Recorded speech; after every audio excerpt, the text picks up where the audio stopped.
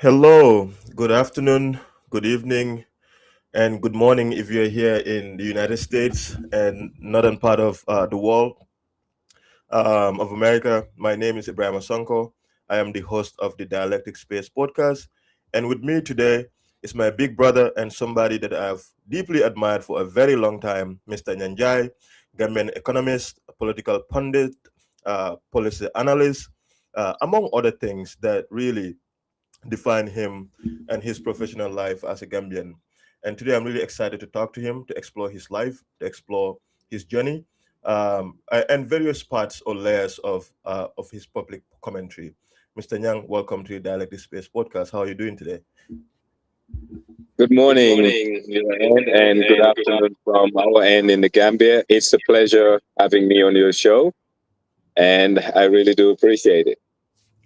Thank you so much. Thank you. Let me begin this by really saying that I think when you talk about Gambian public commentary, especially in light of the digital transformation, you are one of the individuals that is very prominent, and you've started this way back. You have a Nyang Njie TV on YouTube. When I was doing research for this interview, you have over 40,000 followers on Facebook, so you're pretty prominent. I So didn't even know that.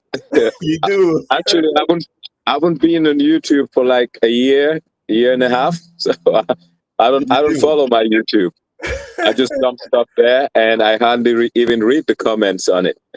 Well, it's still there, man. It's still there. But to make the point that I think for some of us, we take a lot of inspiration from folks like yourself, that when it was not fashionable to engage in public commentary and debates for perhaps very uncomfortable conversations, your voice was very loud among others as well. So I really would like to begin on that note to say that part of the reason why I start conversations like this is because of that. It's because of voices like yours. So thank you very much for being incredibly impactful to a lot of young people like myself. Well, thanks once again. And for me, duty and honor to country as sacrosanct, and as citizens of the Gambia, we have a moral responsibility not only to ourselves, but to future generations to ensure that we let our voices be heard and also put on record things that we don't agree with. It comes at a price, but I think nothing in life comes free. So Martin Luther King once said, freedom in itself is not free. But once you free your conscience, there's no price for freedom. Absolutely. So, Mr. Yang, once again, thank you so much for being here. And like we always do, I like to begin from understanding my guests. It's one thing for Yang to be this very admired economist, political commentator, but who really is Nyang Njie? I think a lot of our audience would be interested to know about your formative years. We know for a fact that there is an aspect of you that is really connected to Banjul as a city, and also very connected to a very prominent part of our Gambian history, which is admirable figure of PS Njie. So, if we could really begin on that note to understand who Nyang Njie is, what was your formative years like? What values were inculcated or instilled in you growing up that still shapes the kind of man that you've become? Well, thanks once again. Nyang Njie is a different person to different people, different settings. But Nyang Njie, the person, like many of my friends know me, is just another guy who was born in Westfield Clinic, raised in Fajara, left Gambia, but Banjul has always been my root because that's where I went to school at the Methodist Primary or Methodist Prep.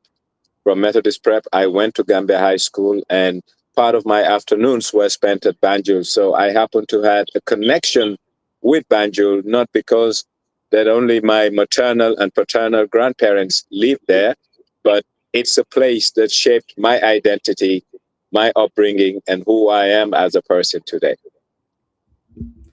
So, you also did publicly talked about slightly, I think, one of the articles online from Standard newspaper that the late Persan Jai is somewhat a grandfather figure, and he has a lot of influence on you. Would you briefly talk about that? Well, I think Per Sanjay is probably one of the most controversial figures in the Gambia in terms of politics. To a large extent, he's not understood. To a large extent, a lot of people pass commentaries on him without getting to know the person. I admire PS Njie not as a relative, but as an avant-garde in the sense that he really mirrored himself to people like Waljo Njie of Senegal, Les Jan, and others, in the sense that the Africa he wanted is not the Africa the British wanted to give us. He's more of a regional player than just a pure national player. He was looking for a Gambia that will make links with the other part of Gambia that happened to escape us through the Berlin Conference. That's Senegal, both south and north. And ideally, he would have preferred a Gambia bonded with Senegal than the Gambia as is. And if you read someone like Berkeley Rice, which a lot of people draw reference to understand who PS Njie was, I think people miss the whole gist, because Berkeley Rice was out to make a parody that Gambia, the birth of an improbable nation. So everything he wanted to say is why Gambia should not have been an independent nation. And take PS Njie out of it and look at the Sanjali Bojangs, the Modumu Sanjais, how they were portrayed on that book. But unfortunately, I don't blame a lot of people, because if you want to really keep people in the dark, just put stuff in a book. And a lot of people haven't read enough. But there's a gentleman by the name of Dr. Jagan Senghor, a prominent Gambian economist, who has written extensively on JC5, PS Njie.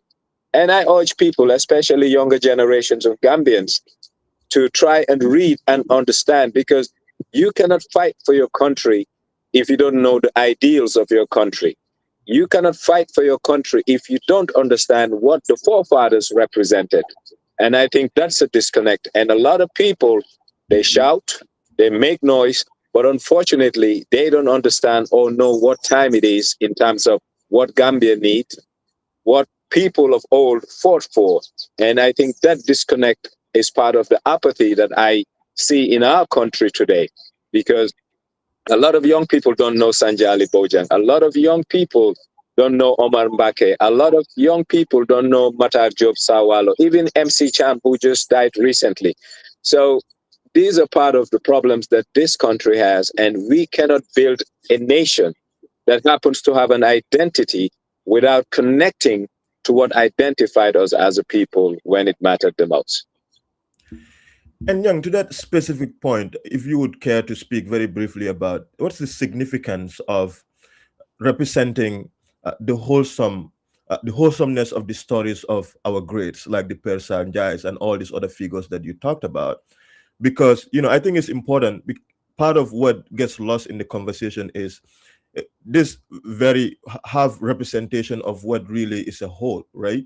And somebody makes a comment which is problematic, for example, like PS Njie, like you talked about. I've seen the Bakri Rice book, and I've seen the part where he talked about PS Njie and some of what is considered problematic statements that he made. And we want to basically judge a career that spans over many, many years based on that particular statement that he made. And so I'm curious to know what the significance of trying to record in wholeness the whole story of our public individuals, their contributions, their life, their controversies, like you started with, because I think that is much more meaningful than just focusing on a part. We can acknowledge when certain things have been said that are wrong or that are in fact controversial, but to take away the whole essence of the existence and the role that person has played, I think is extremely important. Well, I think context matters a lot. And the context of independence in West Africa need to be understood by people so that they can make rational judgments out of it.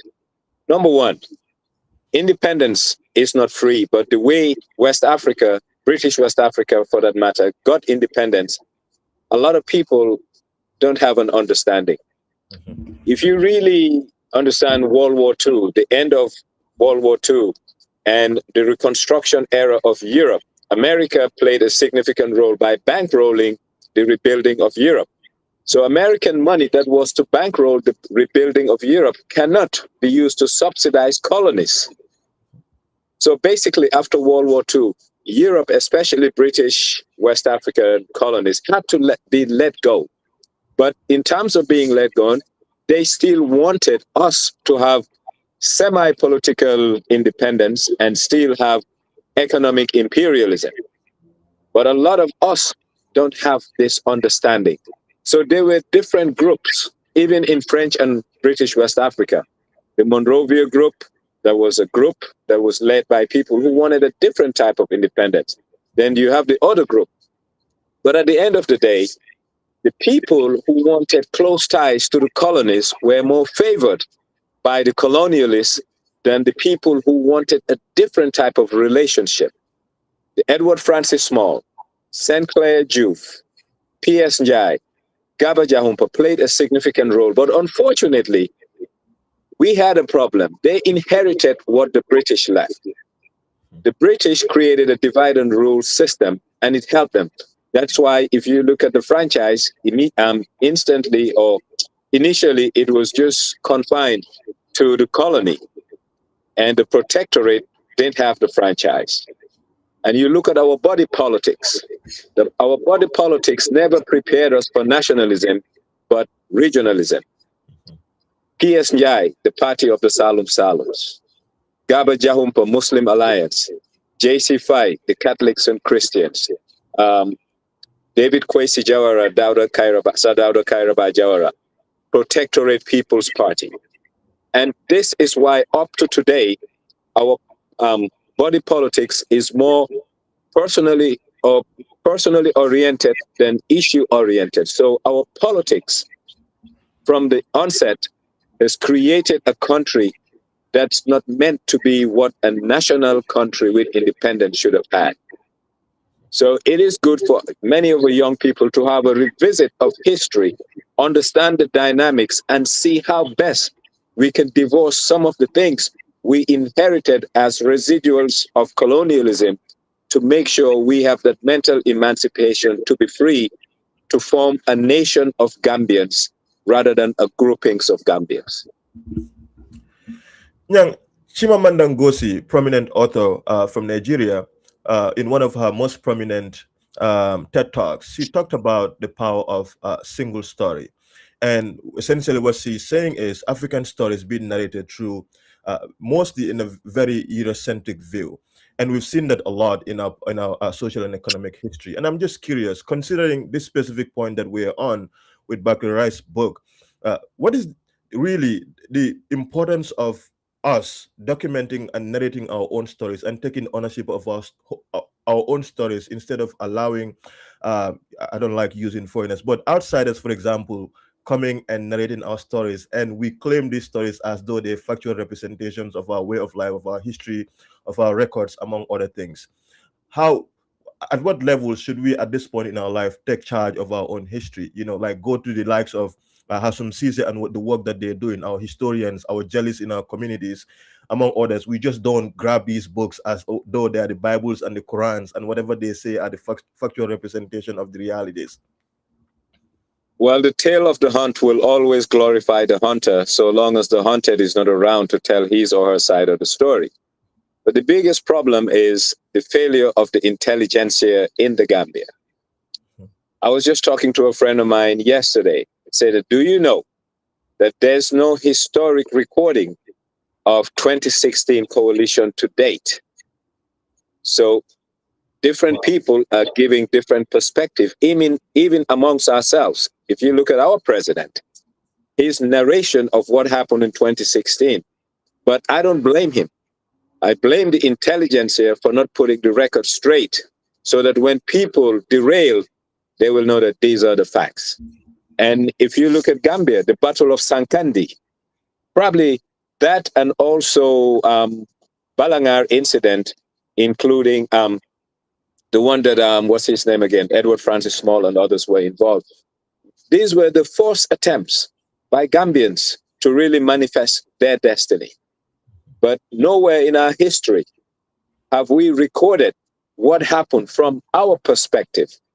And this is why the mental bondage needs to stop so that Gambians can mentally emancipate themselves.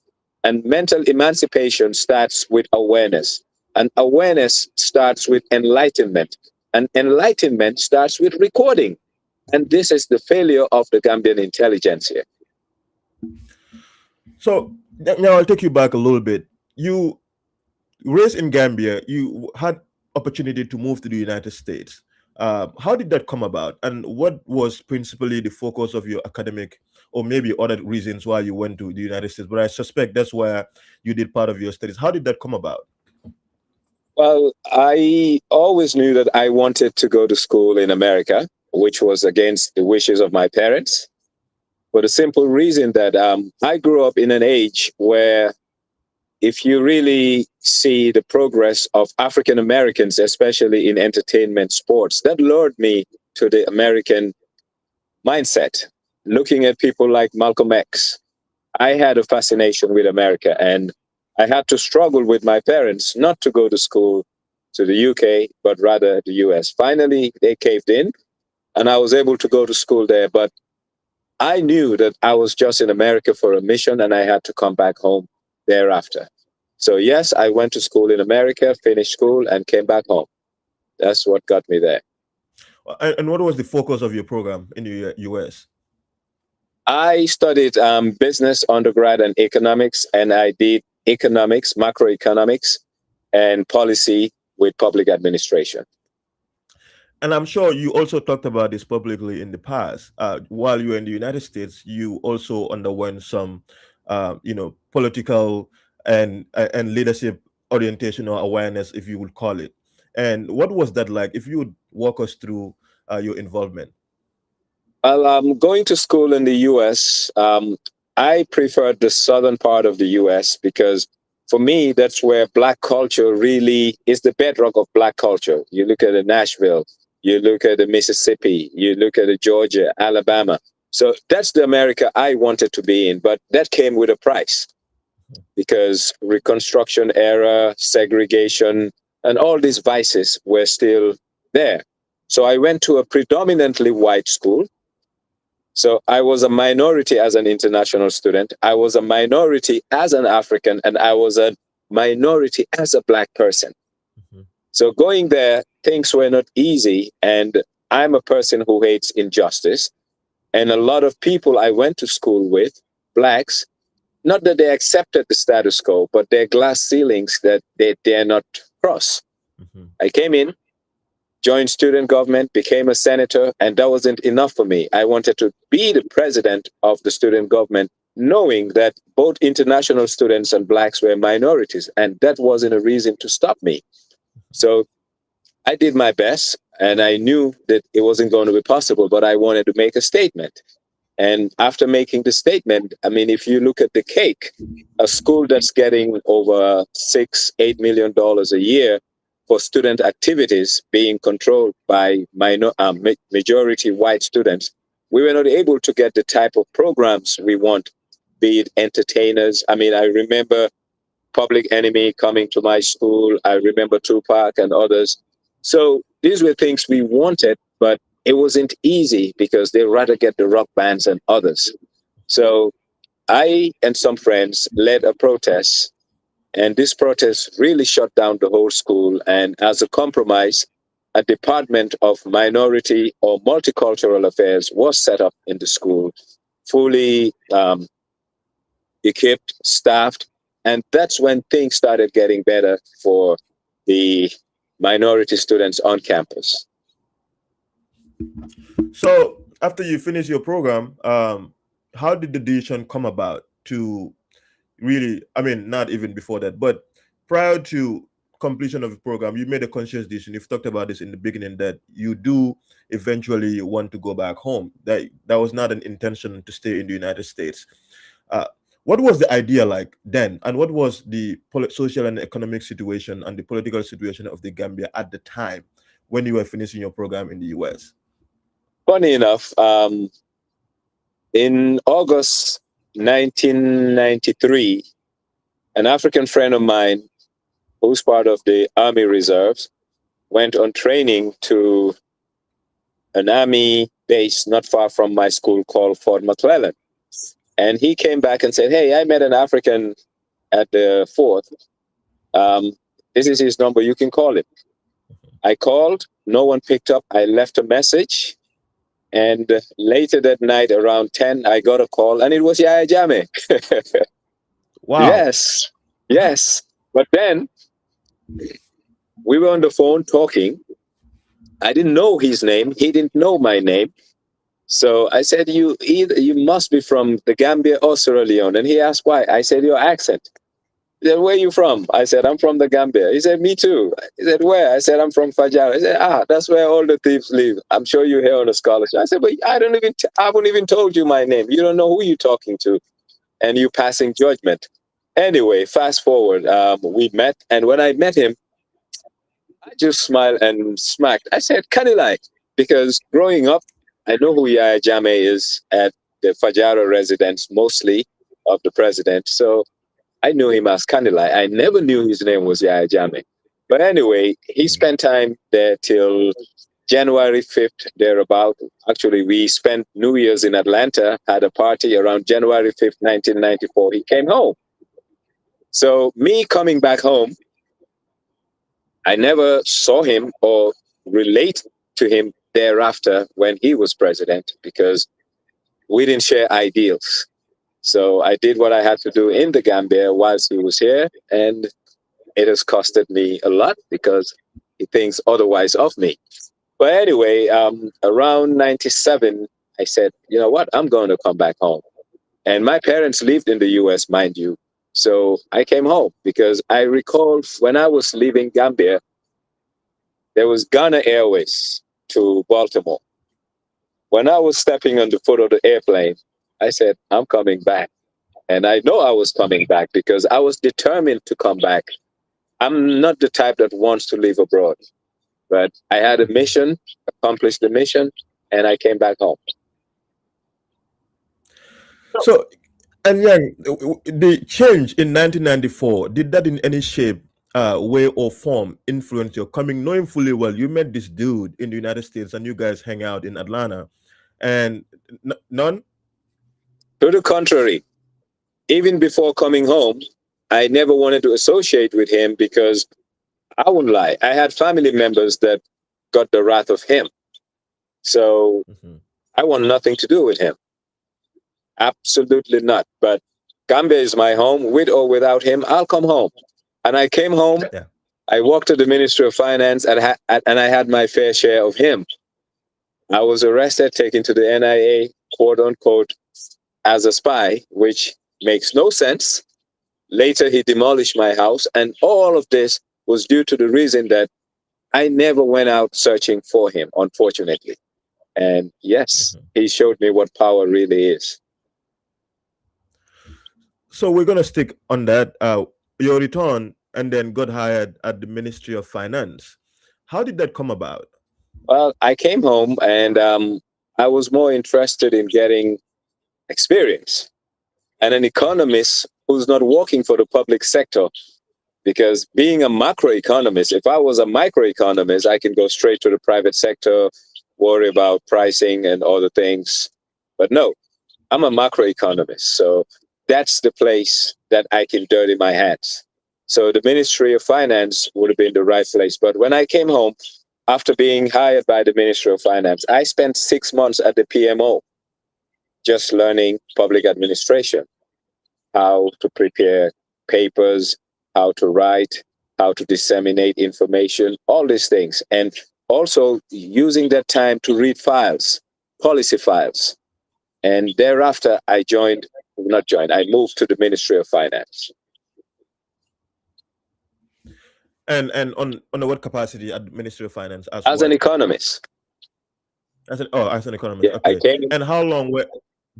Go ahead. I came in as an economist. Later, when I was an economist, I was at the macroeconomic unit. Basically, the macroeconomic unit is the apex unit of the Ministry of Finance because they really roll out the policy. They're the ones who will overlook budgets. You have a budget office, but you give them the resource envelope, what's there to spend. So basically, the macroeconomic unit looked at the overall, a bird's eye view of the whole Gambian economy and now move things to where really they need to go. be it at the public enterprises, be it at the loans office, who takes care of government debt, international and domestic, be it at the budget office. So basically, it's the nerve center of the ministry where everything emanates and also ends. So, I mean, there's a lot of people watching. Before I ask my next question, just to let all of you know, we see all of you. Thank you all for being here. I always advise or encourage people to subscribe to our YouTube to support what we're doing, but also share this on your pages. On your page. That way, a lot of people can benefit from this conversation. But Mr. Njie, suddenly, ultimately, you had a fallout with former President Jammeh, and which is really crazy because he accused you of being a spy and working for IMF and World Bank, which I'm like, what is the illegality in working for the IMF and World Bank? Well, not only, let me just show you how dumb this was. When a country signs a program with the IMF and the World Bank, you share information. So we share monthly fiscal data, monthly monetary data, and statistics. And these are things that we send to them. And it's the country who sign off on it.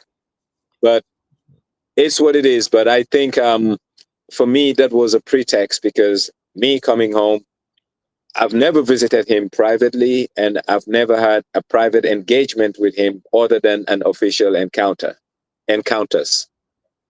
Mm-hmm. So before leaving, what would you characterize or describe his governance system that was happening by then? Was this already there were people, I mean, obviously December 11 happened, I'm sure. And besides that, how would you characterize the way Jammeh was governing? Was it in any way different from the person that you met in Atlanta, or did you sort of anticipate that this is something that is likely to happen? Well, I think once again, context matters. 1994, there was, call it an embargo or whatever, on the Gambia. But luckily, timing was on Gambia's side. What do I mean by that? The dot-com boom was going on. The oil boom was going on. If you look at the HIPIC initiatives of the late or mid 1990s and late 1990s was going on. So there was so much coming into the country in terms of resources, girls' education, you name all of this. So yes, we were forced to be on the straight and narrow because we've been incentivized by things that were coming here. So generally, I think governance at that time in the late 90s to early 2000 was good. Even up to 2005, I think Gambia was not only booming, but there was a semblance of administrative order and a semblance of governance. It's more late to 2009, 10, 11 that really Gambia lost it in terms of its governance direction. So you are an economist, Nyang, and you speak a lot about economics and policy in the Gambia, especially when you left the government of the Gambia. I mean, were you fired? Did you resign, or Gambia just? Like I said, I went to work one day, and I'm an early bird. I'm always at the office by 7:30. I can fully remember it was the 17th of February. And when I got to the office, there were 3 NIA guys waiting for me. You're Nyang Njie, yes. Can you follow us? I got into their car, left my car in the office. Where's your house? Came to my house. Do you have computers other than the laptop? I said, no, I don't use desktops. I only use laptops. By then, we don't have emails on the phones. What's your email address? I gave them my email address. They went into my email address. That was at the NIA, and they started printing all the documents that were in my email. And all they were looking for is who things were sent to. And by then, offices didn't have official emails whereby if I want to communicate with, let's say, the country economist, I have to send through mofia.com. There was nothing like that, or .org. So I was using my personal emails, and there were correspondences. But once everything was printed out, it was a busy day because that was the reception pre-independence. So no one had my time. I spent the day 18th February was a holiday. I spent the day. Then I think 3 days later, I was released on bail, spying and providing classified information to hostile enemies of the state. But unfortunately, charges were never preferred on me. And whilst I was at the NIA, I received my termination letter, and I wasn't mad at all. And my parents were happy because they wanted me back in the US. So immediately after that, I came back to the US just to make sure that my parents are fine. But coming back home to the Gambia, I told them I'm going to Europe. I spent at least, I think, 6 weeks. And I told them I'm going to Brussels. So yes, I went to Brussels, then came to Gambia. And when they knew that I'm back in the Gambia, they were not happy, but they respected the decision, but very cautious for them. And that's how I came back. And I went straight to private consulting, working mostly with Sahel management, Dr. Abdoulaye Touré, Ambassador Touré, Touré. And ever since, that's what I've been doing. And you also worked in the telecommunication industry as well. Yes. You were with Comium. I went there first through as a consultant because they wanted to come to the Gambia. So we looked at the telecom space, and working with them as a consultant, once my assignment was finished, they acquired a license and asked me to stay with them. So I stayed and we rolled out the network. That was my project. What happened to the network? They seem to not, I'm not sure, I could be wrong, but they don't seem to be in active existence in terms of being dominant. They are. And truth be told, I think they're doing good. What happened, Comium as a company, when they came to the Gambia, they had the most superior technology amongst all the players because by then it was 2G. Comium came with a 2.5G, and 2.5G gave you data called GPRS.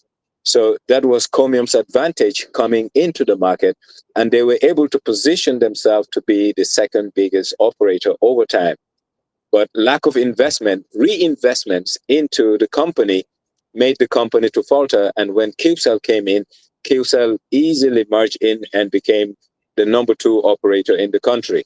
Now they have entered into a management arrangement with a company called Monty Mobile, and they're coming up with great products, but I don't know whether their pricing arrangement is sustainable. They're getting business, but are they making money? Well, it's good for acquisition, what they're doing, because they're getting subscribers. Now, once they have these subscribers, can they continue with, I don't call it predatory pricing, but pricing that's more price oriented rather than margins? So with that, after a while, I don't think they'll be able to reinvest again because they're getting traffic, but they're not getting good money out of the traffic. And that's what led to the price war that happened in the Gambia then. And Gambians, I always tell people, it's good for people to understand. Sometimes you think you're winning because I'm giving you cheap stuff. But after a while, I cannot sustain giving you cheap stuff, then your quality suffers. And that's what a lot of people can understand, quality and quantity. And quality comes at a price, quantity comes at the detriment of service. Mr. Nyang, it's my belief that I think the concept of economics is one of the most important evolutions that humankind is able to come up with, and it has transformed lives, it has changed lives, it has been a bedrock of our evolution, especially in 21st century society. And I'm curious to know what economic philosophers or thinkers or books have most impact on you in your entire trajectory as an economist or an individual interested in this sphere. Well, I think you've raised something that I always tell people, that economics is an organic discipline. Economics is part of everyday life for every human being. That's why economists believe that human beings are rationally self-expected. That's our notion.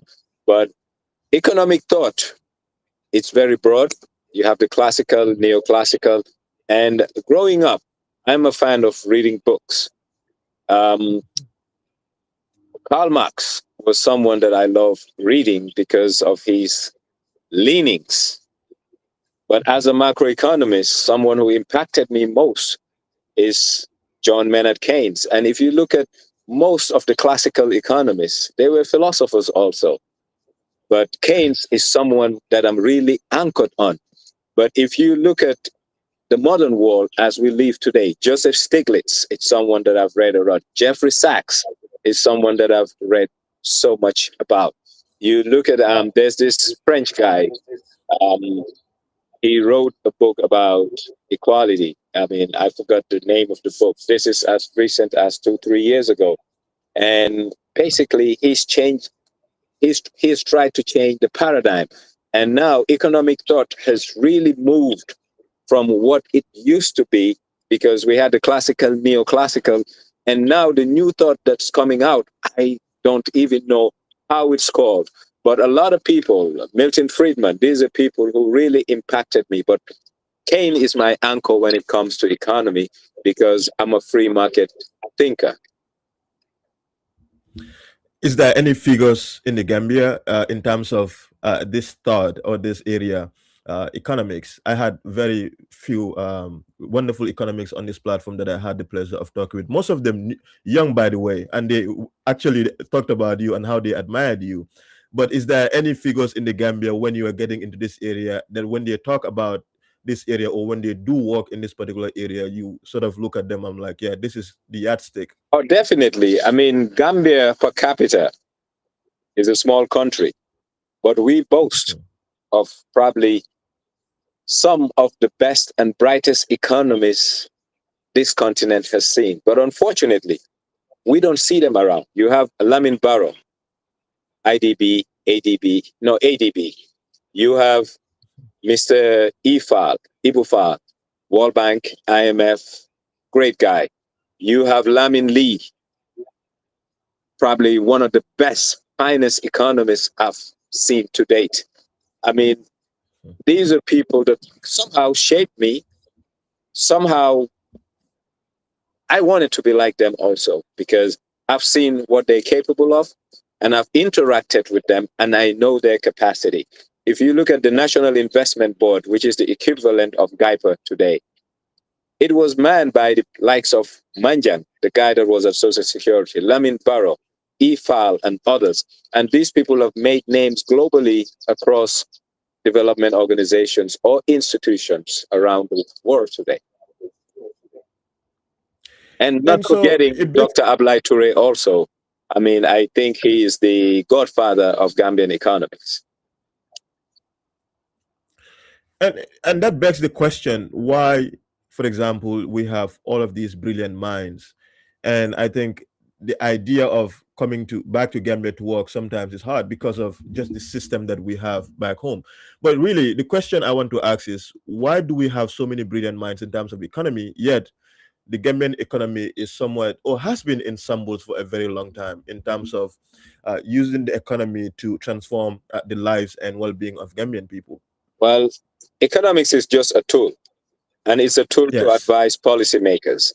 And the policymakers need to be in line. Well, the policymakers need to work with the executive to make things happen. So we have a disconnect in the Gambia where the economic tool is seen as a means to an end to get a program or to get a loan. We lack the ambition, the drive to use the economic tool to create sustainable and meaningful development for Gambians. And what do I mean by that? We always look at the hard side of development, that's infrastructure, rather than the soft side of development, which is the human being. And Gambia has failed to really put its money where its mouth is, because we always talk about development, but we like to look at development with what the eye can see, not what the stomach feels, what our internal health feels, or what our need for schooling and intellectual acquisition see. Those things are secondary. And what's primary, because politicians are short term in nature and self centered. So they like to do the roads, the things that you and I can put our eyes on. But really, we have economists that if this country listened to, I think we can take Gambia from where it is to where it can be based on the potentials that it has. And the potentials of the Gambia, I will not even premise it on mineral resources. Gambia has some unique potentials that, if exploited, even without 1 ounce of silver, gold, or a barrel of oil, we can be something else. God has given us a natural geoproximity to the world. We're at the center of Latin America, the US, Western Europe. We are rightly situated, and that's why NASA used this as a hub for an emergency landing should in case Cape Canaveral is not possible. It's just a straight line. This is something we can use, link it with agriculture for exports. And when I say agriculture, I'm looking at produce rather than cash crops like cashews and others. Short-term growth produce that we can ship on a weekly basis to markets in Western Europe. But unfortunately, we don't use economics as a tool to better ourselves. We use it as a tool to just keep on living, marginal living. And we should be beyond living by the day. We have what it takes, and this country should have surpassed where it is.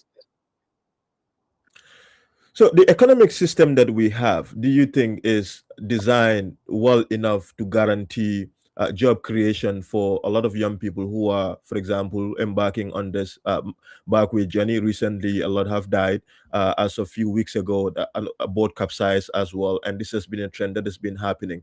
And I'm curious, in terms of your understanding of what's happening, what economic system do the Gambian need to guarantee its brightest mind stay in the country, to work in the country, to earn a decent living in the country as well? Well, one thing colonialism did to Africans, not only Gambians, but Africans in general, is not to disrupt. We don't like disruption. The colonial economy that we inherited needed disruption in 1965. Why? We were a feeder nation to an imperial colonial, UK. We grow groundnuts, cotton, ship it to them. And we trade as a merchant house. So if you look at our financial sector, banking, it's not designed for development, but rather than financing trade. If you look at our overall macroeconomy, the agrarian nature of our macroeconomy, it was meant to produce a cash crop called peanuts, and Americans will say peanuts is peanuts. By now, Gambia should have divested from groundnuts and look at high-value produce to take farmers out of poverty and to middle income. And it's possible. We have the climate, we have the soil, we have the fresh water. What we lack is vision, because we have continued where the colonials left off. Gambia is still a trading hub and a poor trading hub, because the business we used to have in the late 70s and late 80s is gone. We used to be a transshipment country. That's non-existent anymore. If you look at our output when it comes to agriculture, we're at our lowest levels relative to the 70s. And our farmers are poorer today than they were 20 years ago, 30 years ago. Why? Because there is a disconnect between what we are asking our farmers to do and the income they get out of doing what they're doing with that. So what really needs to happen is a bold leader who's willing to revolutionize and modernize the sector. And today, I think I've seen crazy things happening. People are really bastardizing words like modernizing farming. How can you modernize a farm? Tell a farmer to buy a tractor, $2.8 million. That farmer doesn't even own 50 acres of land. So he doesn't need to own a tractor. He needs an access to a tractor, because Gambia has what you call smallholder farmer. Commercial farming, you need to talk about 300 to 1,000 acres for it to be a viable commercial farm. People like that need tractors because they'll have use for it every other day. But the average Gambian farmer up to today doesn't need to own the tools of mechanization. They need access to the tools of mechanization.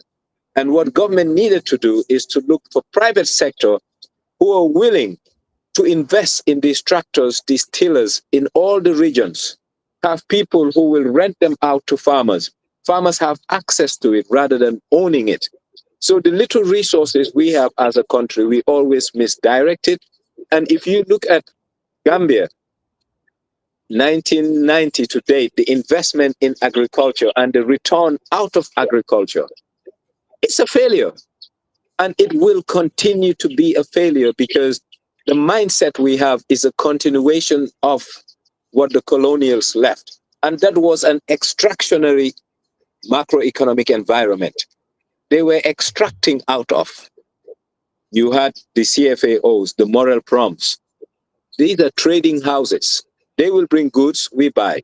We will produce our groundnut, they take it. So there was nothing that's here for economic growth. And that is the foundation of the modern Gambian economy post-independence. And it hasn't gone through disruption. And without disruption, we will continue to be what we are. We need to be bold enough to change. And Young, just because of the power of your your oratory is incredible, by the way. Your rhetoric is even much more powerful. And I'm just curious as to why is it with all of this experience and all of this interest that you have in public service that you've decided to get into consultancy and you're not involved in where the real power is, where policies have been influenced, you're not involved in government directly? Well, it's not like I don't want to be involved in government, but I want to be involved with a certain type of government. Technocrats should remain to be technocrats and not be being coerced to be in politics. Therefore, this country had a missed opportunity to have a comprehensive, sustainable civil service reform in 2017.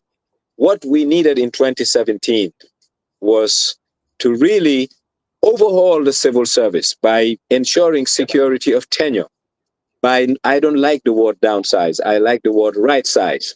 Right size the government and also outsource auxiliary services of government. Government need not hire drivers. Government need not hire messengers. Government need not hire cleaners and couriers. Why?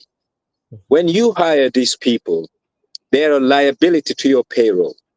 When you use the services of private companies, you pay for a service that is cheaper and more sustainable. You don't have pensions and all other things to do. That means government will make a lot of savings because the government of the Gambia from independence to 27, even now, has been the employer of first resort rather than being the employer of last resort. So government has been bloated and government is not efficient and service delivery consequently is not efficient because we are doing things halfway and half is zero.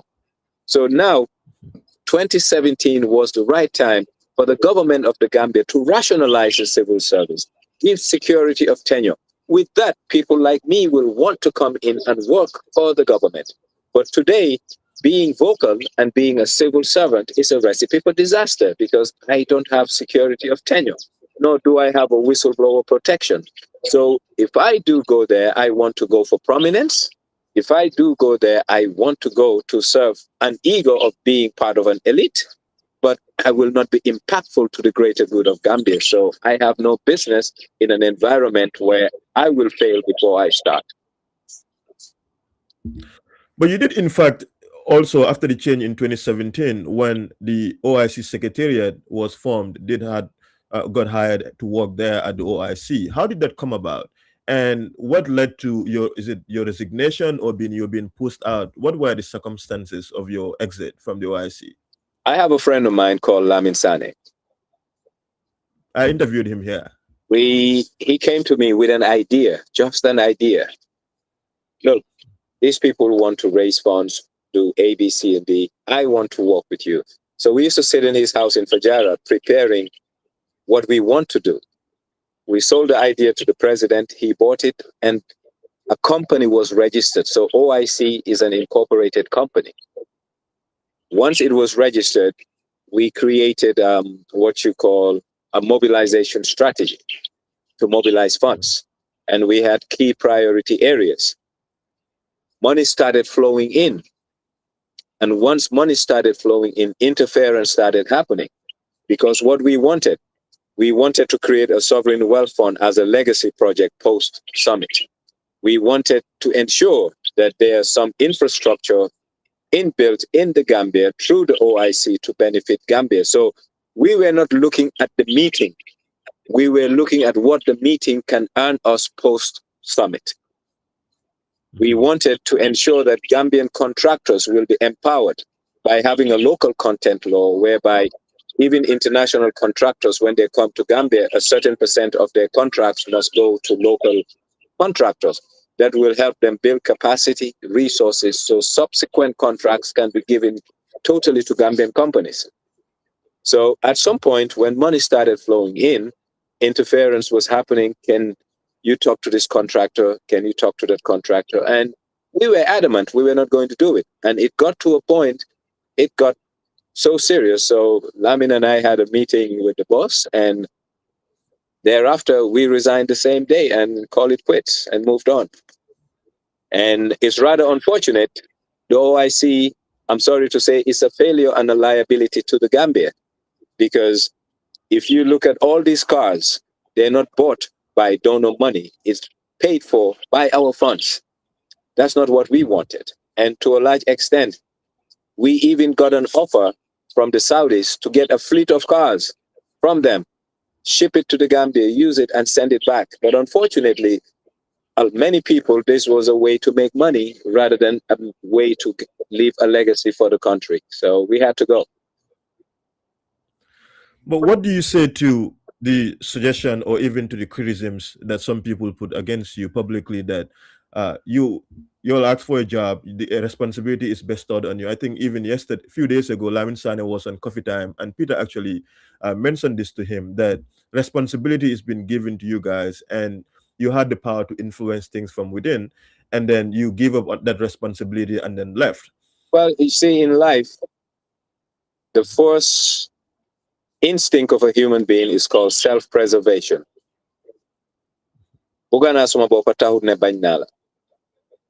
I have a duty to myself to preserve my dignity, and no amount of work, power, or influence is worth it for me. Call me an idealistic human being, but the preservation of my dignity is priceless, and it doesn't have a currency to trade in. So saying no is not difficult, but it's not a first option, but it's a last option when I know that there is no way I will be impactful. Yes, we would have loved to see it to the end, but the way it was ending up is not the way we envisage. So we had two options: to play along or let them play their game. And we allowed them to play their game. And I bet you one day, one fine day, Gambians will see how wasteful, criminal, and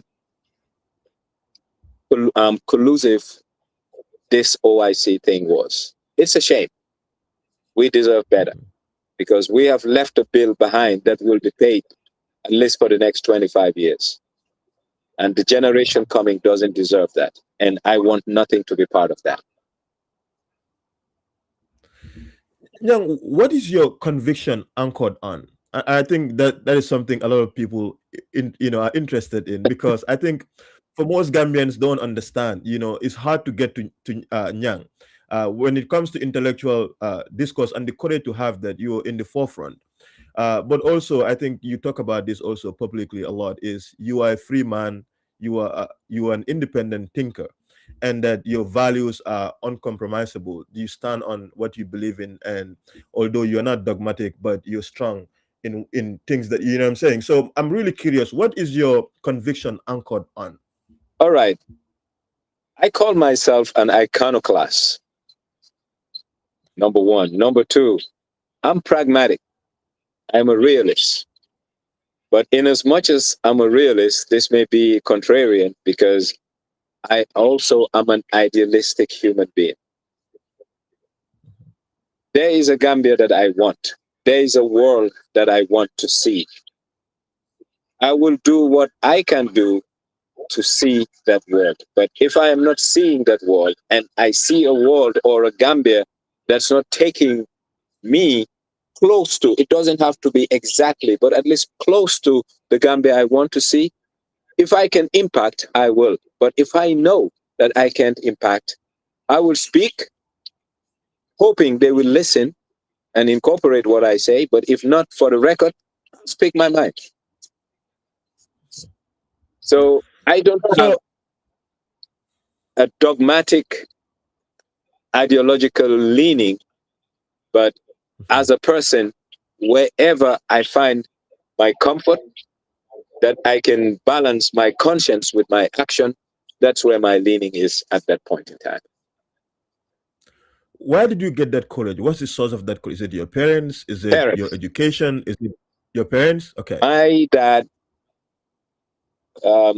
peace be upon him, he passed. He raised me to be vocal in the house. I lived in a democratic house whereby, as a family, we challenged my dad. I never called him daddy. I called him by his name, Omar. And it was him who asked us to call him that way. If he wants to do something, he brings it to the table, we negotiate. If we want something, we bring it to him, we negotiate. He wins sometimes, he loses sometimes. I was raised within that environment, and I will not trade that for anything in this world. God bless his soul. Thank you. So, Mr. Njie, also, you ran into trouble with the government of President Yahya Jammeh as they demolished your property. I think what a lot of, millions of Gambian dollars is. And what led to this? How did Jammeh or the state decides to demolish your entire property, and what's the outcome of that pending issue now? Well, I got that property in 1992 or 1993. I was in Gambia on vacation, driving down the beach from Njie, and my car overheated, and I didn't even know the name of the village. I needed help. So I left the beach coming inland, and I saw some people, and they told me, this is Batakunku. So they helped me. I got more water, got the car out, and I met the Alcalo at the time, an old man. Oh, where are you from? Banjul. Ah, okay. Do you know X? I said, that's my grandfather. He asked me about a gentleman called Ebrima Sonko, who is a brother to my grandfather and family member, former vice president. I said, oh, yeah, I know him. Do you know Sidi Jau? I said, yeah. So through the conversation, I was able to acquire land there, 92, 93, thereabout. This is way before Yahya Jammeh. And by the way, when Yahya Jammeh was building his fence from Njie to Batakunku, it was given to a Senegalese company. I was giving water to the Senegalese company on a daily basis in exchange for diesel, repairs of my generator every month, and they were taking at least 25,000 liters a day. So for Yahya Jammeh to come back and say that my land falls within his land was preposterous. But anyway, fast forward, he demolished the land. And the funny thing, when my dad was alive, I recalled in 2017, I wanted to engage the government. He refused. He told me, no, people died, people are missing. Give the government time to take care of those people, then you ask for what's yours. In 2019, I wrote a letter to the Ministry of Justice, then Batambedu. And to date, I haven't had a reply. Wow. Yes, but property is still mine because the property didn't move or relocate. I never transferred my property to Jammeh, nor did I redeem my property. So I'm not worried about the property itself. I'm worried about the damage, the financial damage that I've incurred. Do you still own title to land in terms of registration and other official documentation? That's my point precisely. When Jammeh demolished my house, I didn't transfer. No one asked me to redeem my property. So the property is still my property. And the property is not moving an inch. It's still sitting there. What has moved is the structures that were there. And now that's what, people like me needs compensation. And unfortunately, I think the government has lost the gist of really taking care of people who have been victimized, marginalized, and were not important in the sense that you talk to government, oh, we have a committee, we haven't come to a conclusion yet. 9 years to date. Why haven't you litigated it to the courts? Well, you have to understand one thing. Taking it to court, there's two aspects of it. If Yahya Jammeh's properties were not seized, I would have easily gone to the courts and go after the easiest target, Yahya Jammeh.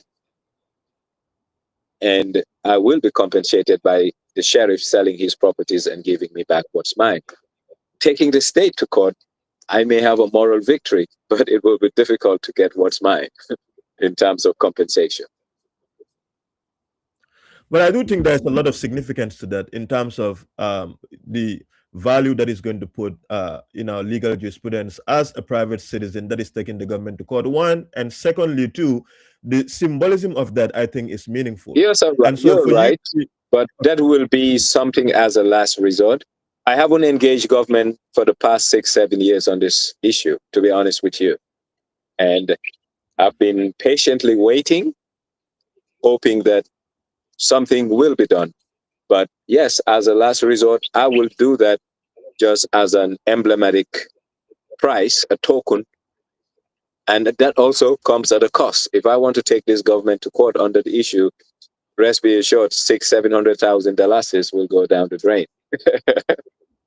Yeah. And one of the reasons why I'm mentioning that is also because you don't want to lose your right to actually bring a claim against the government of the Gambia. Oh, no, I will never lose that right because it's on record. There's no statute of limitation on that. I mean, okay. I am an aggrieved. As a criminal, I am aggrieved, yes, and I have written to the Minister of Justice, Attorney General. I have my receipts, and they haven't replied to me yet. But I'm not the only one. There are so many people out there, and I could have gone the other way to really get mine if I wanted to lobby. I know people who are ministers. I, at one point, had someone that is a related family who could have pushed on my behalf, but it will not give me the satisfaction I deserve because I feel like I'm aggrieved and I need to be taken care of rather than go out there and ask to be taken care of. Well, I hope that gets situated, and I'm sorry about that really difficult experience. Yes, absolutely. I don't think anybody should lose their property to the state, and if you do, you should be compensated appropriately as well. Absolutely. So Nyang, moving on, there's a lot that has happened since 2016 in the Gambia to now, and we have elections coming in December of 2026, and you engage a lot in public commentary on what's happening, and you write a lot on your social media platforms as well. But you also do something much more important. I think you celebrate a lot of our culture and tradition, especially in regards to things that the government can prioritize to promote domestic tourism, or Gambians can also experience the beautiful part of Gambia, because you do that. You go to so many places that I'm like, Nyang knows Gambia more than anybody else because only Nyang does this kind of stuff. Right? Well, it's so sad.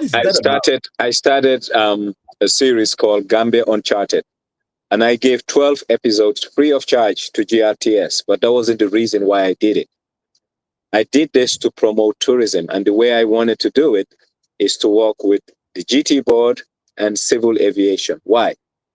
All airlines coming to Gambia are given AOC license by the Civil Aviation Authority. So civil aviation and GT board coming together can force these airlines to have in-flight entertainment that is Gambian centered or centric.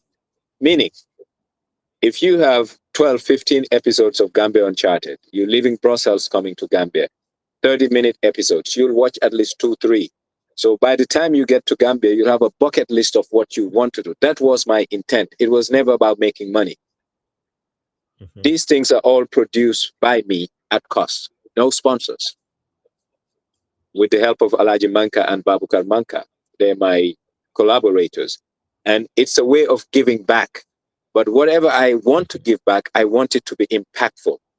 And the best way this would have been impactful is for government to endorse the series and ask through their licensing regime for these airlines to have a Gambian centric, or at least some Gambian entertainment in flight. And that will boost these sites. Because imagine someone who has never been to Gambia, you get into a plane. What will I do when I get to this country? Imagine if you have it at your fingertips, sitting at an airplane seat. You can see Kachikali, Stone Circles, Wasu, you name it, Fort Bullen, Banjul during Christmas period. These were things that motivated me to do it. But unfortunately, we live in a country, it's sad, but it's a reality. People are scared of people. And when I say scared, it's not how you can harm them, but what they think you can do to replace them. And we're not interested in replacing anybody. So they rather suppress these type of things than give them credence and promote it. Another aspect of your life is, I saw a very funny comment, and actually this is the first time I've seen this word, metrosexual.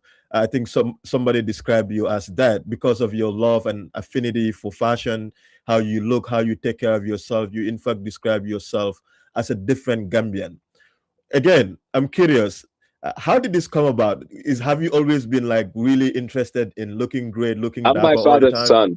I mean, I wasn't born then, but my dad used to have a group called the Everly Brothers. They were fashionistas of the highest order at their heyday.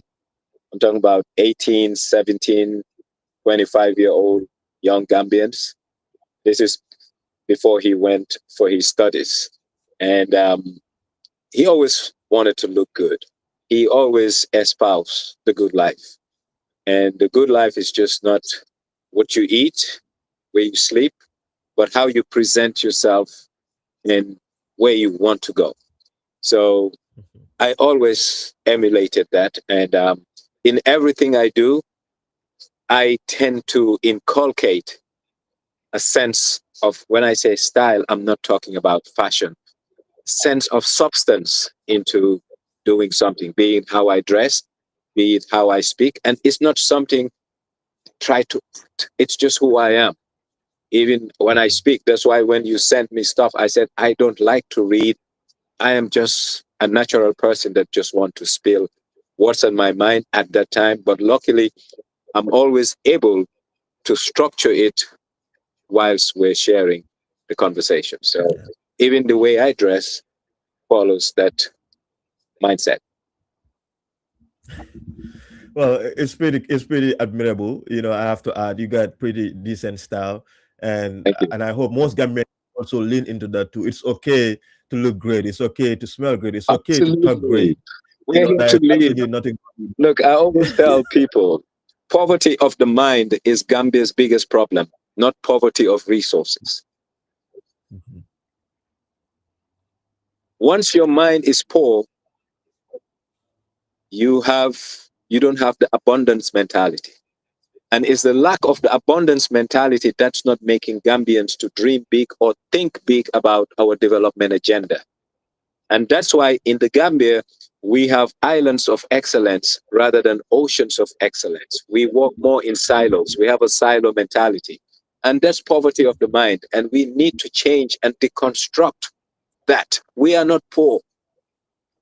We can be whoever we want to be.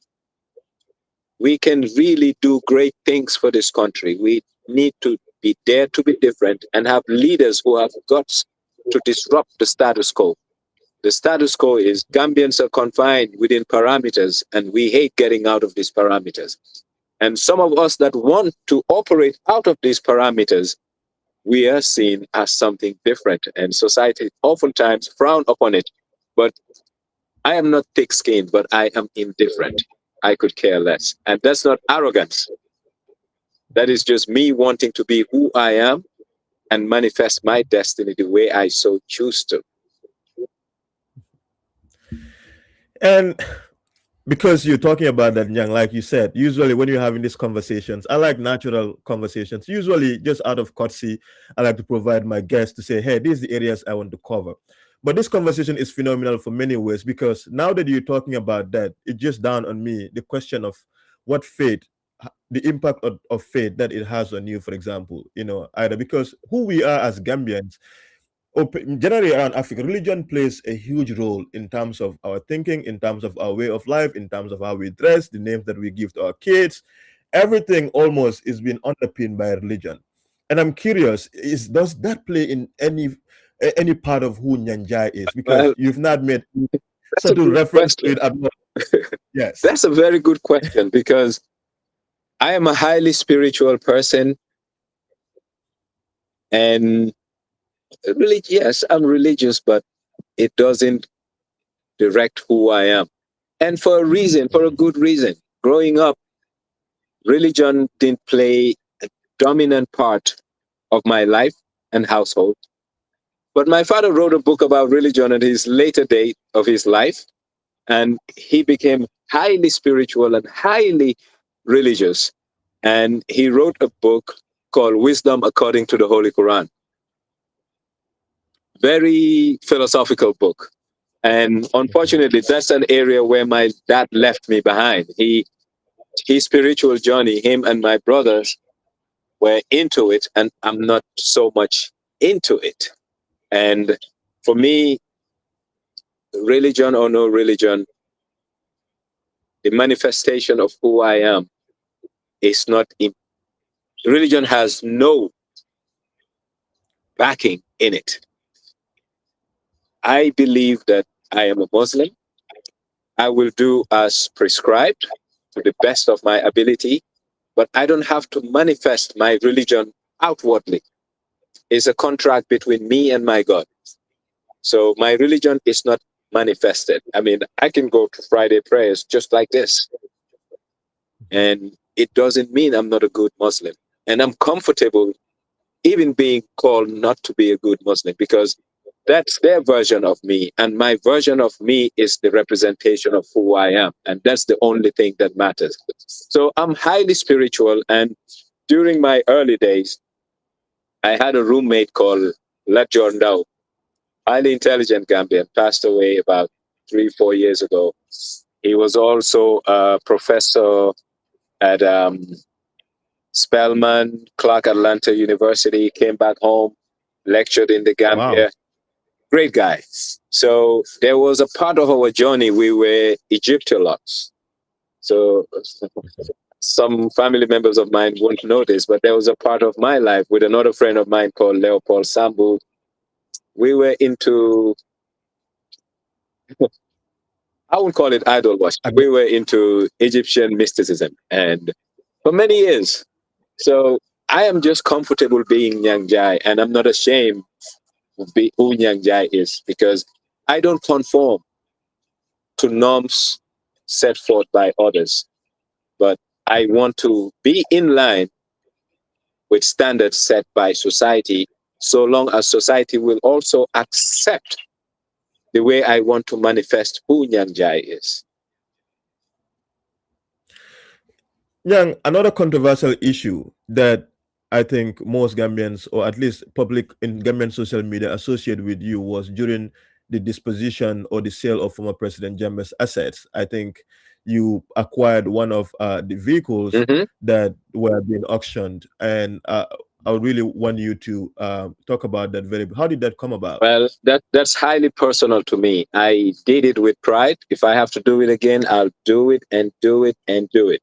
But one thing many Gambians didn't understand, I never bought a car from any auction. I happened to see a car that I realized and I said, oh, that's Jammeh's car. At a garage, the car was not roadworthy and I found who owned it and I was able to buy it from him. And it's a car that I don't even drive. No one can tell you they have seen this car on the road because I bought it because I knew it was his 50th birthday gift from his wife. And maybe it gave me some, it was therapeutic, long and short of it. And that was my reason for buying it. And you'll never see that car on the road because I don't drive it. Is there any, I mean, you can legitimately understand why people would perhaps raise that question, bearing in mind that I won't say you will legitimately understand because there's a misrepresentation of the facts. We were talking about cars that were auctioned off and people believe they were sold pennies to the dollar. Fair enough. I didn't buy a car from an auction. I bought it from an aftermarket, and I even produced a certificate of transfers and everything, because anyone who bought a car from the auction will get a transfer from the government. I got a transfer from an individual. So that's a third-party sale outside of the auction. So the whole issue is it was Nyang Njie. See, there are certain people in this country, because of views you hold, people want to have a piece of you. And having a piece of Nyang Njie is not easy because people allow me to live rent-free in their heads. Why will people allow to be tormented by someone who doesn't even know you? There are a lot of people, they've never encountered Nyang Njie in person, yet still they hold opinions of me. And that's a social deficit. And that social deficit brings hatred. And that hatred, to a large extent, sometimes our political space tend to promote these things. And there is a lot of hatred in this country where it's undue because we don't know each other. I haven't done anything to you or you've done something to me to warrant such a behavior. But it's sad. That's the nature of the beast we call Gambian politics. Why do you think that's the case, though, especially for you? Is it because of your courage to speak your mind freely and unapologetically and your convictions? Because I think a lot of other people have bought properties from Jammeh, even from the auction. And I like to make the clarification. You did not buy you bought from a private citizen or a private non-citizen, and you acquired that vehicle. And so we get a lot of slack in the Gambia. People don't like you. People accuse you of being an elitist, which is a very controversial subject. And it's not controversial. You have to be unapologetic. What is an elite? I don't consider myself an elite, but your perception of me is not my reality. My reality is what I portray out there. So if you term me to be an elite, you're allowing me rent-free in your head, but I know I am not an elite. But that's how you perceive me. Bravo to you. Not you, but whoever is having that mindset or orientation of who Nyang Njie is. And you see, we live in a country whereby a lot of people cannot celebrate success because of fear of reprisal, cannot express themselves the way they so choose to because of reprisal, societal reprisals. And that's a shame because human beings have potentials and they have to exploit their potentials. But accepting to be part of the herd limits you to who you are and who you potentially can be. And me, I'm unapologetic. No, I will always be Nyang Njie because I satisfy Nyang Njie. It's just like when I walk out or I go to a funeral or Friday Juma, bro, you're doing well. I said, it's a shame that you're telling me I'm doing well because of the positions I take on social media and other things. You are not carrying your weight. And you're clapping for me for carrying my weight. And that's the society we live in. We have cheerleaders. We have opinion shapers about how you should live your life. No one tells me how to live mine. And that's not arrogance. And sometimes Gambians conflate arrogance and confidence. Just because I want to be me and I am defiant about being me, how you perceive me is your problem. It's not mine. And they say, oh, he's arrogant. Among la fang moi long. Amut bopa. No. I'm the bopa. So, yeah. You know, I'm going to peg this conversation to 1.5 hours. So, Nyang, I'll definitely let you go in 10 minutes. I promise. All right. I think the last one. You're not taking my time. It's all right. Okay, thank you. I just wanted to highlight that the last part of the conversation is obviously, as most people like, is definitely the politics bit of it. As it's an election year, so how can we not talk about politics? But before I get into my question, is I really want to thank all of you, wonderful people who are on YouTube and also on Facebook here, watching this interview and sharing your comments and you interacting with us. We really appreciate it. But please, I know a lot of the people that watch me on YouTube are not subscribers. So as you watch this on YouTube, please consider subscribing. And also those of you on Facebook, please consider going to YouTube to subscribe to support what we're doing.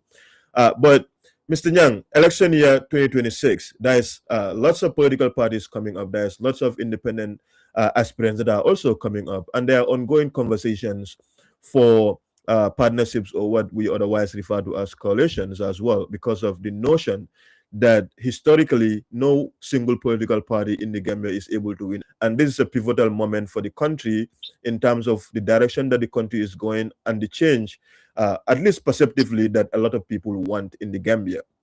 What is your assessment of the current government of the Gambia, and do you think they've done enough to warrant them to continue to serve in the capacity that they're in, or there's an opportune moment for opposition parties to come together to find a way to end what is happening in the country?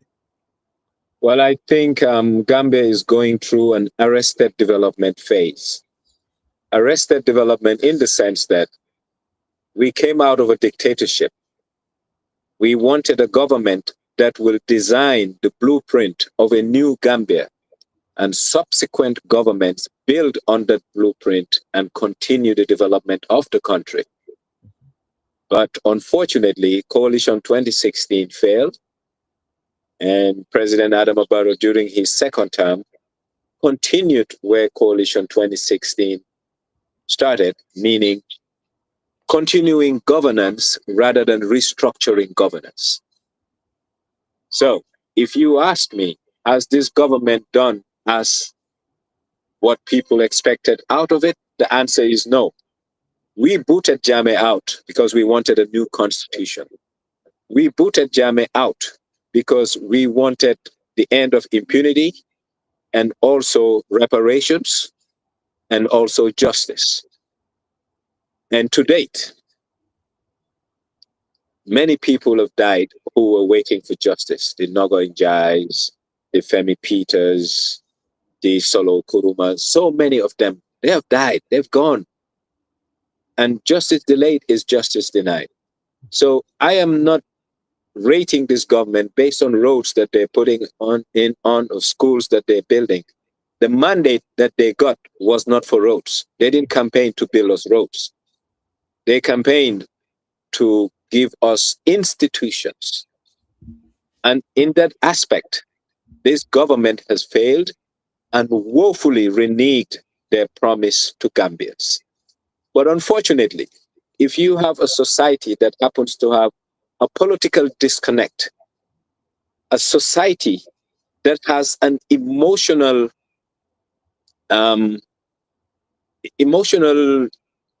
tendency towards a certain thing, they always look at the wrong priorities. All Gambians, regardless of where you belong in the economic stratum, you are feeling the pinch today. Everyone is poorer today than ever, not ever before, but in recent memory. So if that is the scorecard we are to use, I think there won't be no legitimacy to even re-elect, let alone give him an opportunity to be on the ballot again. But if you have, once again, a society that's not politically aware, the real issues are put at the back burner, and the trivial issues are made the issues of the day to be the burning issues. So you also, I think, I've seen this comment a few times. People associate you with different political parties, even though I don't think anybody can definitively come to say that, oh, Nyang is part of this specific party. I think the likeness is mostly to UDP because of your relationship with Honorable Alaji Usainu Dabo, at least at some point. But I've not seen anything. I'm proud to call him my uncle. Okay. I'm proud to call him someone I look up to. I'm proud to say that, yes, I am related to him. So what? But apart from that, if you watch Kirfatu, when the parliamentarians were given cards, I questioned him, and that was the first time he spoke Mandinka to me. He said, "Hey, Daddy, Ilamoy." He was angry with the direction I was asking questions, but it's not personal. I respect him as my uncle. But on that platform, it was the vice president who was sitting there, or the minister of finance, foreign affairs at the time. I couldn't even remember. So I mean, I hear a lot, but I always say they don't know who Nyang Njie is, so I don't owe them. But even Lawyer Dabo knows that if I want to ask him something, I will. And that tape is still circulating, and I told him what I had to. Mm-hmm. So, what is your view about their chances, his party, for the elections that it comes in All right. some months? Mm-hmm. This election, as far as I see it, is Barrow's election to lose. Why? He has the advantage of incumbency. He has the public resources at his disposal. He has the TV at his disposal. So basically, it's his election to lose. But in as much as it's his election to lose, the opposition too, they're in a disarray, if you ask me. Why? They all know what they want, but they have divergent strategies to what they want. And it's bringing us back to 2016. I always tell people 2016 was not a sustainable coalition. What brought them together was less than what can keep them together post-election. Why? The only common denominator they had was the removal of Jammeh. Thereafter, they are rivals, and it's shown in broad view, plain view, broad day. That's what happened, and we saw that it became a failure. Now, if you look at UDP, I always tell people that UDP happens to have a fixed deposit. That fixed deposit can vary depending on political season, cycles, and fortunes. But give and take, their political fortunes will be anywhere between 21, 24, 26%, thereabout. That's theirs. Now, with Talib out of the equation, I say it's a blessing in disguise. Why am I saying this?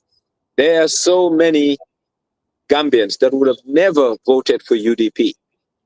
So the only option they had was Barrow. Now Talib coming to the mix. They dislike Barrow. They don't like UDP. They give the vote to Talib. But giving the vote to Talib is a vote against Barrow because he's the one to beat. So that can be a blessing in disguise. But I don't think one party can do it. And it's not about the parties.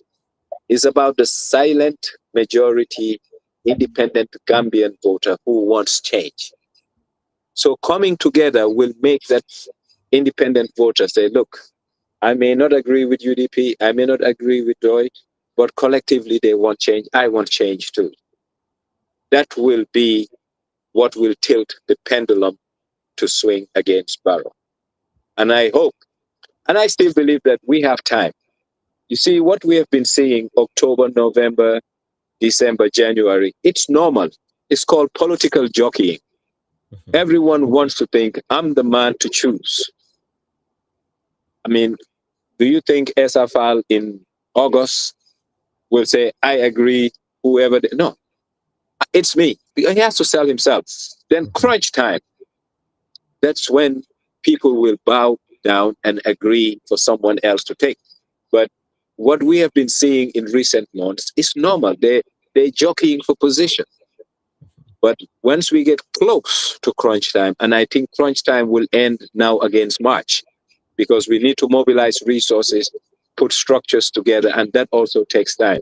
So we're getting to the tail end of it, and they know that Gambians want change, and I think the political parties will be responsive to the cry and plea of the Gambian to bring about a sustainable, meaningful coalition to put a fight against the establishment.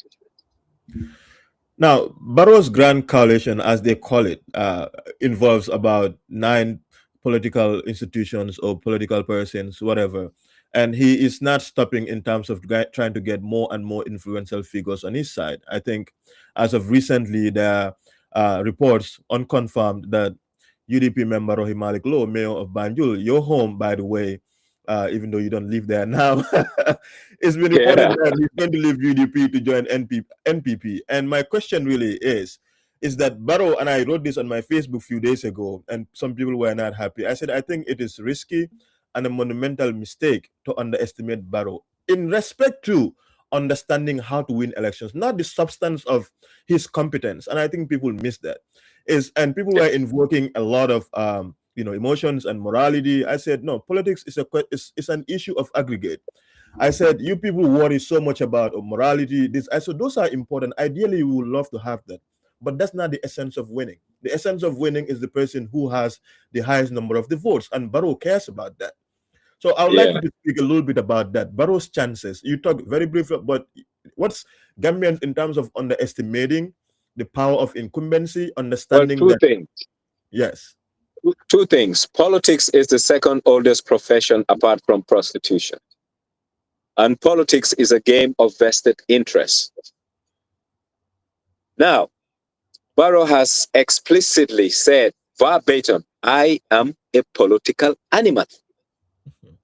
It means he will not stop at anything to get to what he wants.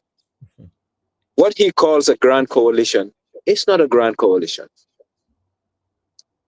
The most meaningful groups that accompany Barrow today is APRC.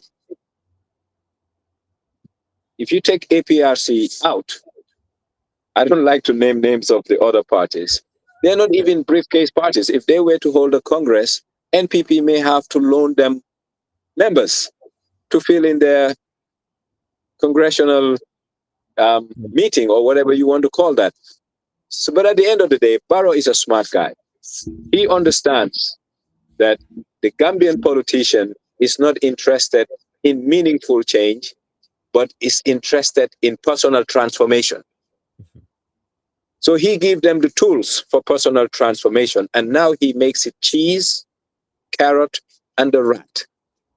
So he has a carrot and stick approach, and many of them have lost their moral standing in society, all because of the perks, the coupons, the V8s, the travels, the notoriety. But these things are short-lived. But Barrow is, to me, one of the smartest politicians because when he's making political decisions, he doesn't care about conscience. He is a political animal, as he said, and he plays to the very script of what a political animal is. And we have seen how people have reduced themselves to nothing at the whims and caprices of Barrow.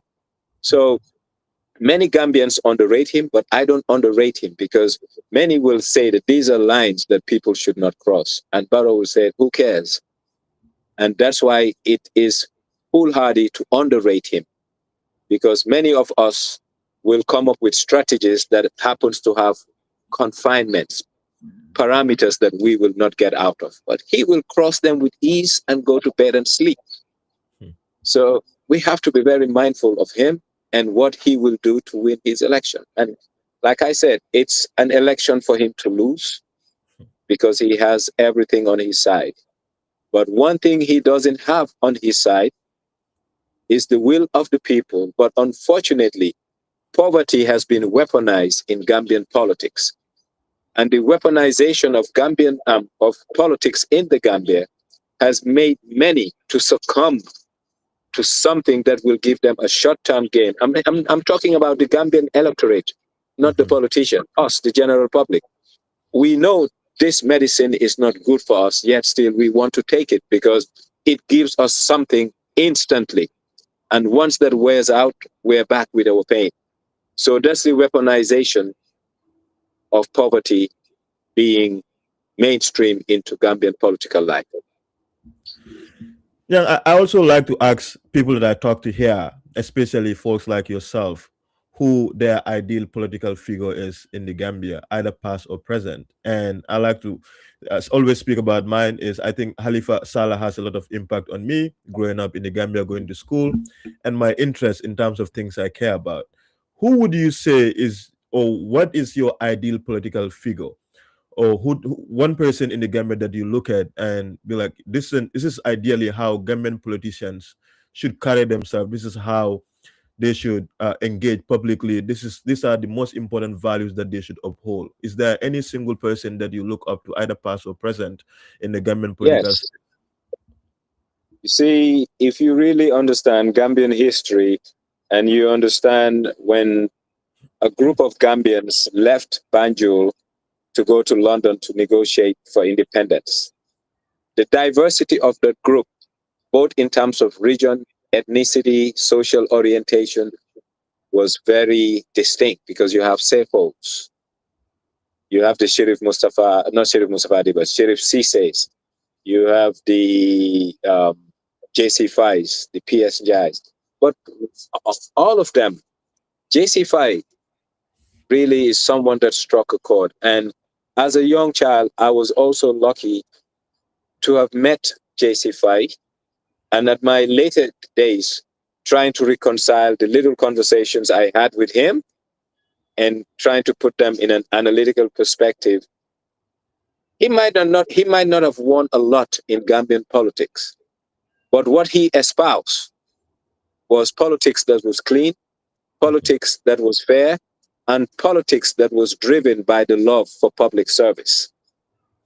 So JC5, even though I wasn't around when people were voting for him, he is one person that stuck to me in terms of a political figure that I really want to emulate.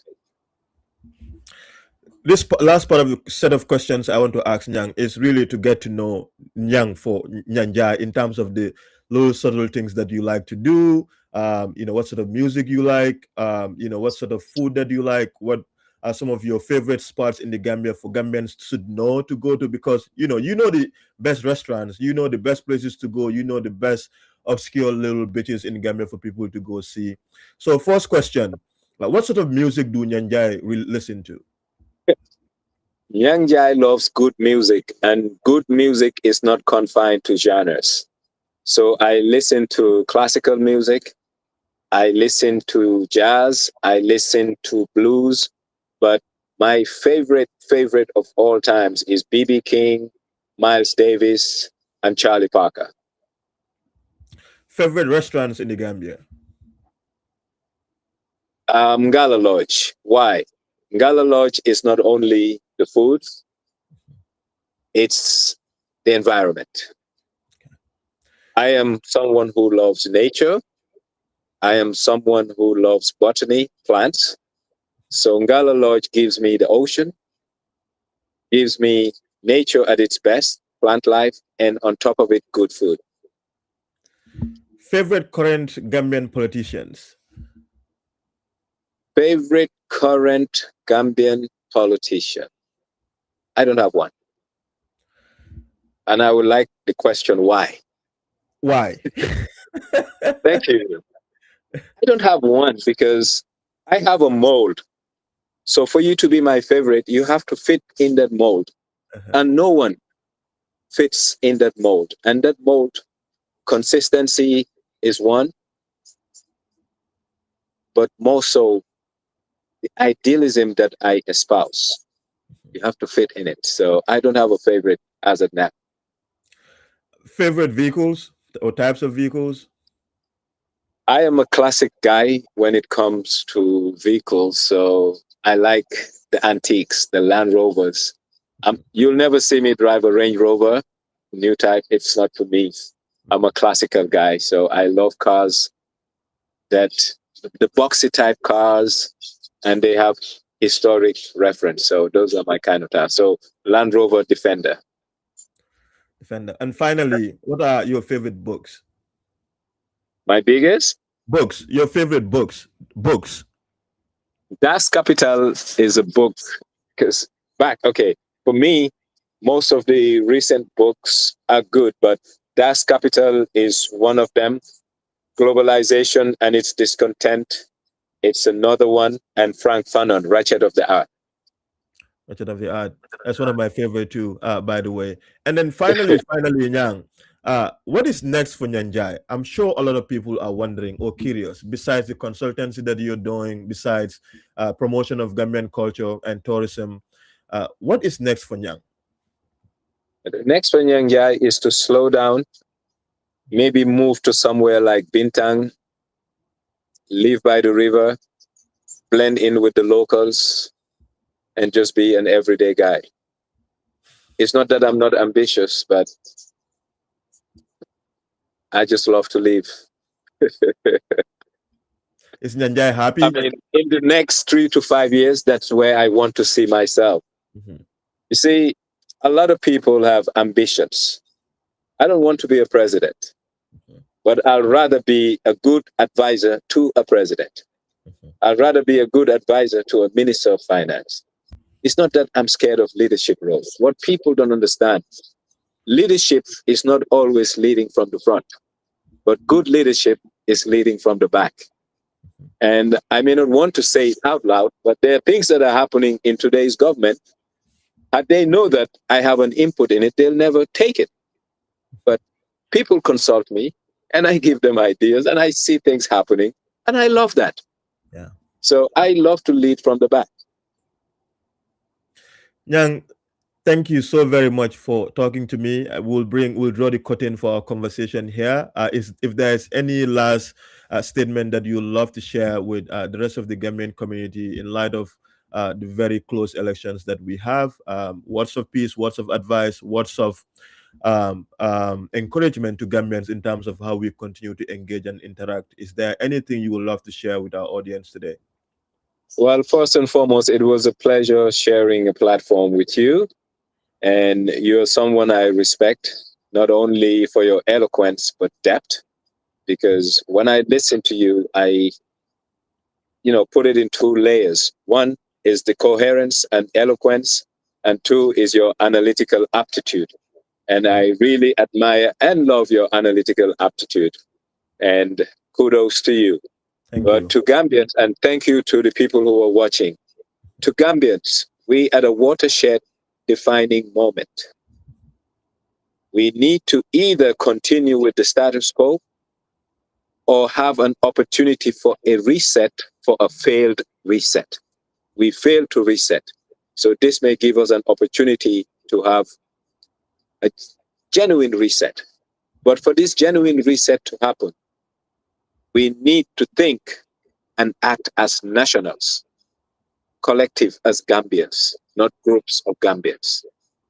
We need to look at where we are and where we could have been and what we have lost in this period of time. If we want genuine and sincere change, we will not bring back this government. If we want the status quo to continue, let's blame no one but ourselves, because the people are sovereign and people power is unmatched. So if we want change, change will happen. If we want this to continue, let's blame no one but ourselves. Thank you. God bless Gambia. And thanks for having me. Thank you so much, Mr. Njie. I really appreciate you coming on. Again, I'm a big fan. I'm not just ordinary. I love substantive conversations, Nyang. Absolutely. I'm pretty young. I'm a learner. I'm very curious about life. And so for me, the whole purpose of it is to bring out those stories, those important voices, for us to continue to dialogue in ways that is going to be impactful. So I really enjoyed these conversations today. It's a pleasure, and hopefully we'll do it again. Cheers. Yes, certainly. Thank you so much. Bye-bye. Have a good one. Thank you all very much who are here, for the entire time you are here with us, and really during this conversation, we really appreciate all of it. And please consider subscribing to our YouTube. Again, most of you just go to YouTube to watch us and you're not subscribers. Subscribe and support what we're doing. I really appreciate all of you. There are over 100 people watching on YouTube, close to 100 people on Facebook as well, and more. And this video is going to be on YouTube. And so please, I encourage you, I'll subscribe, man. That is the only way, like the really meaningful way you can really support what we're doing. So I really appreciate it. I enjoyed today's conversation, and we'll take a break this weekend. I have guests at home, but we'll be back next week as well. We try to come on. I'm going to school. Life is very busy, but I'll continue to bring people that matter. I'll continue to bring conversations that matter. And I'll do my best, as I always do, to be fair, to ask questions that I think are important. But you're also welcome to share feedbacks. You're welcome to share recommendations of people I should talk to. I don't have the contact of every Gambian that would all of us would benefit talking to, but feel free to always reach out, and then we'll try to make those things happen. I wish you all a very wonderful Friday. Juma Mubarak, and you all have a wonderful weekend. And once again, thank you all very much. Allah Baraka.